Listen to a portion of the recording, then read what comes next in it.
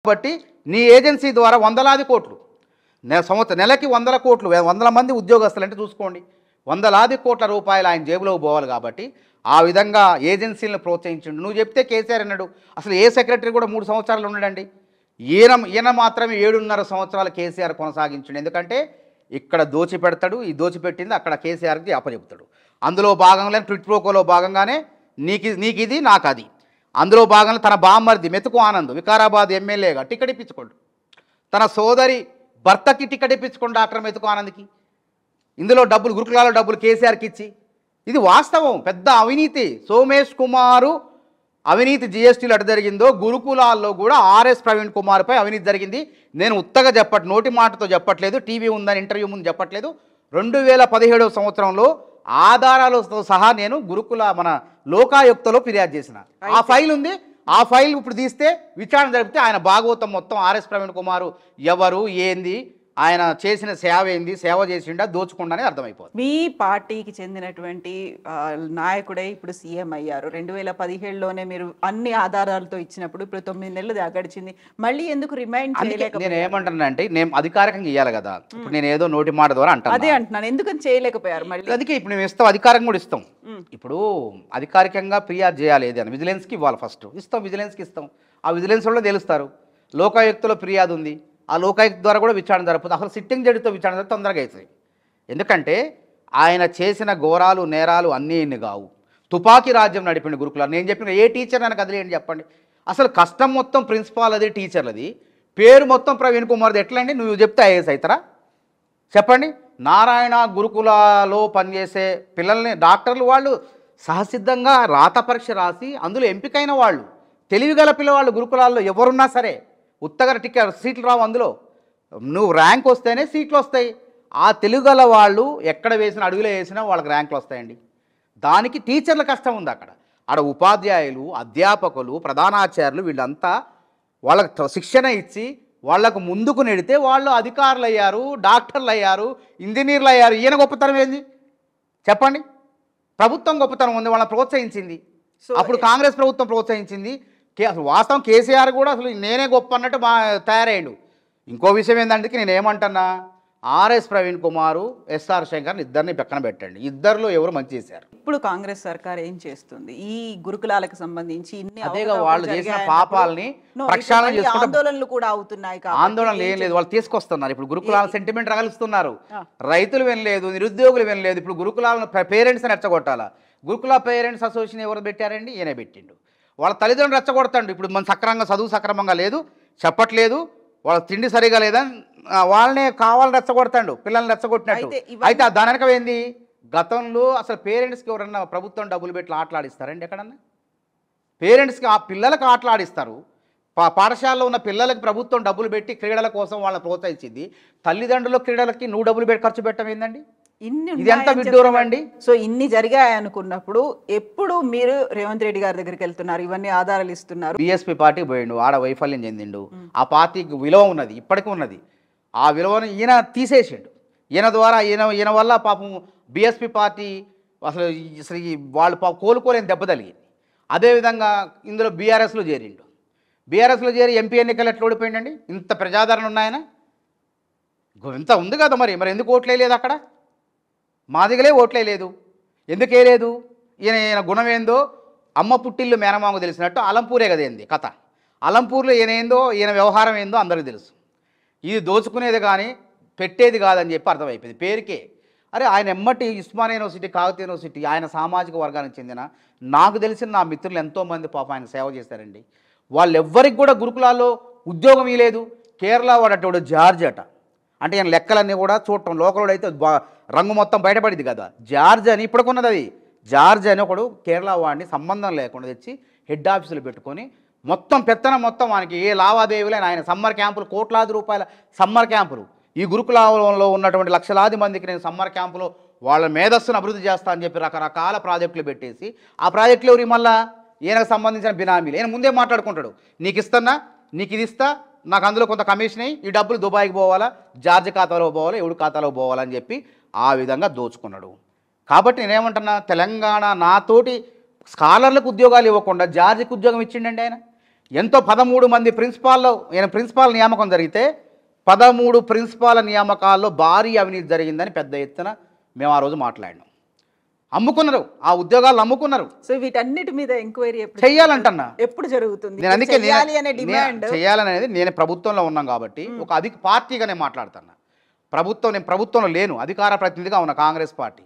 ఒక అధికార ప్రతినిధిగా ఆ రోజు నా మీద ధర్నాలు చేసి నేను ఫిర్యాదు చేస్తే గాంధీ భవన్కి వచ్చి ఇదే ప్రవీణ్ కుమార్ స్వేరోలను తీసుకొచ్చి మానవతరాన్ని సస్పెండ్ చేయండి అధికార ప్రతినిధి నుంచి, నా మీద ఆరోపణలు చేసి నేను సత్యహరిశ్చంద్రుడు అని చెప్పి గాంధీ భవన్కి వచ్చి అందరు నాయకులను కలిశారు వాళ్ళు. మరి నేనేమంటున్నా, ఇవాళ ఆర్ఎస్ ప్రవీణ్ కుమార్ అనేవాడు నిజాయితీ పరుడా, పారదర్శకం కడిగిన ముత్యమా తేలాలంటే సిట్టింగ్ జడ్జితో విచారణ జరపాలి.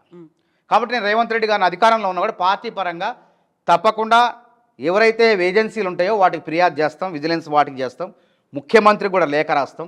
తప్పకుండా కలిసినప్పుడు కూడా రేపు మాపు కలిసినప్పుడు కూడా తప్పకుండా ఆర్ఎస్ ప్రవీణ్ కుమార్ భాగవతం బయట పెట్టాలంటే వీటిపైన విచారణ జరగాలి. 1000 కోట్ల అవినీతి జరిగింది, అవి మొత్తం తిరిగి గురుకులాల పిల్లలకు అప్పచెప్పాలి. ఇలా గురుకులాలకు సొంత భవనాలు లేవండి, ఆ భవనాల్లో కూడా అవినీతి.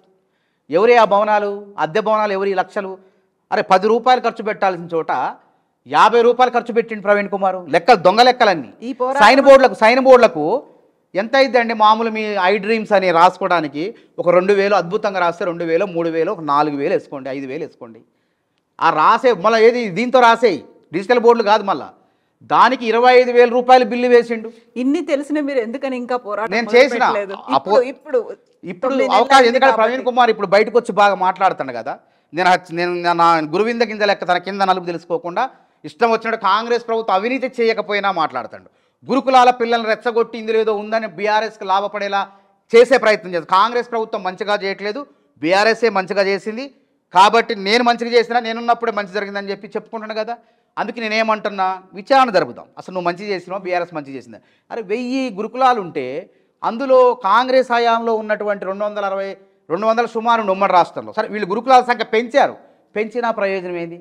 మౌలిక వస్తువులు లేవు, సరిగా బాత్రూమ్లు లేవు, భవనాలు లేవు, అద్దె భవనాలు 1,00,000 రూపాయలు ఉండాలి చోట వీళ్ళ బినామీలకే భవనాల్లోనే 3 లక్షలు, 4 లక్షలు, 5 లక్షల రూపాయలు ప్రభుత్వ ధనాన్ని వాళ్ళ జేబులో ఇప్పటికి కూడా వేసుకుంటున్నారు.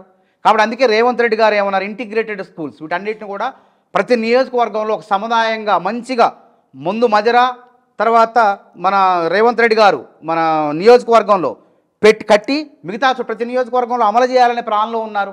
ఈ ప్రజాధనాన్ని దుర్వినియోగం కావద్దు. దుబారా అయింది, కేసీఆర్ పాలనలో దుబారా అయింది, తెలంగాణ దివాలా తీసిందే అనే ఆలోచనతో అప్పుల ఊబిలో ఉన్న తెలంగాణ రాష్ట్రాన్ని అమాంతం పైకి లేపే ప్రయత్నంలో భాగంగా రేవంత్ రెడ్డి గారు శ్రమిస్తున్నారు.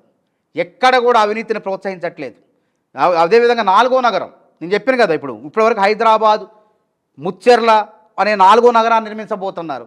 హైదరాబాద్, సికింద్రాబాద్, సైబరాబాదులు తోడు 4వ నగరం, 4th సిటీ. అన్నీ కూడా చేసుకుంటూ పోతున్నాం. జర్నలిస్టులు 20 ఏళ్ల సమస్య మీ జర్నలిస్ట్ సంబంధించింది. ఒక మామూలు జర్నలిస్ట్ ఇలా కోటీశ్వర్లు అయ్యారండి. కారణం ఎవరండి? రేవంత్ రెడ్డి గారు కాదా? మనసుంటే మార్గం ఉంటుంది, పరిష్కరించే చొరవ ఉండాలి.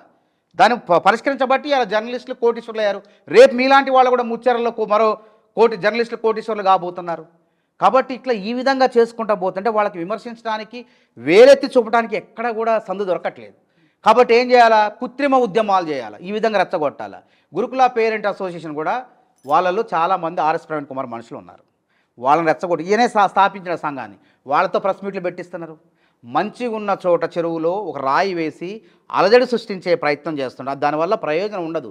ఏదో భూకంపాలు, సునామీలు వాటికై రావాలి, కానీ మనం కావాలని కృత్రిమంగా సృష్టిస్తే ఎవడైతే చేసినో వాడికే ప్రమాదం. కాబట్టి ఇప్పుడు ప్రవీణ్ కుమార్ తవ్వుకున్న గోతులో ప్రవీణ్ కుమారే పడతాడు. నేను ఏమంటున్నా, ఆయన పైన విచారణ జరపాల.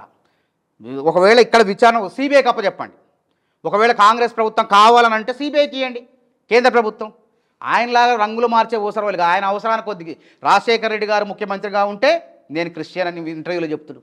నేను క్రిస్టియన్ అంటాడు, ఎందుకు? ఆయన నాకట్టుకోవటం కోసం. మళ్ళీ ఇప్పుడు ఏమంటాడు? కేసీఆర్ గారి దగ్గరుండి నేను మొన్న అసలు అవసరం లేదు హిందూ అని ఎందుకు చెప్పుకోవాలండి? ఇంటర్వ్యూలో హిందూ అని నేను క్రిస్టియన్ ఎందుకు చెప్పుకోవాలండి? నేను హిందువుని అని చెప్తాడు, హిందూ అని చెప్తాడు. అంతకుముందు ఏమండు అంబేద్కరిస్ట్ అన్నాడు. నిజమైన క్రిస్టియన్ నేను చెప్తున్నా మీ ఐ డ్రీమ్ ద్వారా, నిజమైన హిందూ వాడిని కోసిన మతం మారడు, నిజమైన క్రిస్టియన్ వాడిని కోసిన మతం మారడు, నిజమైన అంబేద్కరిస్టు వాడిని చంపినా సరే నేను అంబేద్కర్ వాదినే, నేను బుద్ధిజానే నమ్ముతానంటాడు. కానీ ఈయన కాసేపు క్రిస్టియను, కాసేపు బుద్ధిస్టు, అంబేద్కరిస్టు, తర్వాత హిందూ. ఇప్పుడు మరి రేపు ఏమి ఇష్ట అవుతారో ఆయన చెప్పాలి కదా, జనాలే చెప్తారు ఆయన్ని. శాడిస్ట్ అవుతారేమో నాకు అర్థమవుతుంది. అన్ని ఇష్టలు అయిపోయినాయి, రేపు శాడిస్ట్ అవుతారు. ఈ విధంగా పిచ్చి పిచ్చి ఒక అధికారం అయ్యండి. అసలు ఎందుకండి మాలాంటి వాళ్ళం అంటే అవకాశాలు రాక నేను కాంగ్రెస్లో అలిగి బీఆర్ఎస్లో పోయి 10 రోజులు ఉండి వచ్చిన. వాళ్ళని పిలిస్తే మళ్ళీ పార్టీ గర్వాప్సి పెడితే వచ్చిన. అసలు నీకు పెద్ద పార్టీని, ఒక ప్రజాబలం ఉన్నటువంటి, జనం ఉన్నటువంటి, సంఖ్య ఉన్నటువంటి బహుజన సమాజ్ పార్టీని చేతిలో పెడితే అంటే నువ్వు ఓడిపోంగలోనే గెలవలే, ఓడిపోంగలో వదిలేస్తావా? నువ్వు ఐపీఎస్ చదువు చెప్పింది అదేనా? సివిల్ సర్వీస్ చదువు చెప్పింది అదేనా? నీ మీద నీకే నమ్మకం లేకపోతే నువ్వు అసలు జనాన్నే ఉద్ధరిస్తావు? ఎందుకు నిలకడలేదు నీకు? ఆ పార్టీని పట్టుకొని ఉద్ధరించి రేపు ఒక్క స్థానం రాలే, అంతకుముందు గతంలో వచ్చి నువ్వు రాకముందు 2-3 ఎమ్మెల్యేలు ఉన్నారు, రేపు 10 మంది ఎమ్మెల్యేలు తీసుకురా. అసలు ఆ సోయి లేదు, ఆ ధైర్యం లేదు. భయపడు మొత్తానికి ఏంది బెంబేలెత్తో నిశ్చలమైన మనస్తత్వంతో బీఆర్ఎస్లో జాయిన్ అయిపోయాడు. పోయి అక్కడ మాత్రం ఏం చేస్తాడు? ఇప్పుడు పార్లమెంట్లో చిత్తుగా మళ్ళీ రోజు మీద ఓడిపోయిండు. ఓడిపోయి ఇప్పుడు ఏంది? ఈ పార్టీకి మేలు చేయాలి, బీఆర్ఎస్కి మేలు చేయాలంటే కాంగ్రెస్ మీద బట్టగాల్చి మేదేయాలి. అంటే ఏం చేయాలా? నేను గురుకులాల్లో నేను గురుకులాల్లో ఉన్నప్పుడు బాగు చేశా అని చెప్పుకోవాలా? ఏదో ప్రచారం చేసినావు, నువ్వు అధికారం ఉన్నప్పుడు. ఆ స్వేరోలు కూడా నమ్మట్లేని, ఆ స్వేరోలు ఎవరైతే ఉన్నారో వాళ్ళు కూడా ఈయన ఏందో మొత్తం అర్థమైపోయింది. ఇప్పుడు తొందరలోనే ఎంక్వైరీ అనేది మొదలు పెడిస్తారా మీరు? పెట్టాలని అంటాను. నేను డిమాండ్ చేస్తాను, ఒక పార్టీ అధికార ప్రతినిధిగా నేను డిమాండ్ చేస్తున్నా. గతంలో ఫిర్యాదు చేసిన, ఇప్పుడు కూడా మాట్లాడుతున్నా. కాబట్టి అసలు ఆర్ఎస్ ప్రవీణ్ కుమార్ ఎంత సత్యహరిచంద్రుడో, ఆయన కడిగిన ముత్యం అయితే ఆయన ముత్యమో కాదు తెలవాలంటే ఫస్ట్ విచారణ జరగాలని నేను డిమాండ్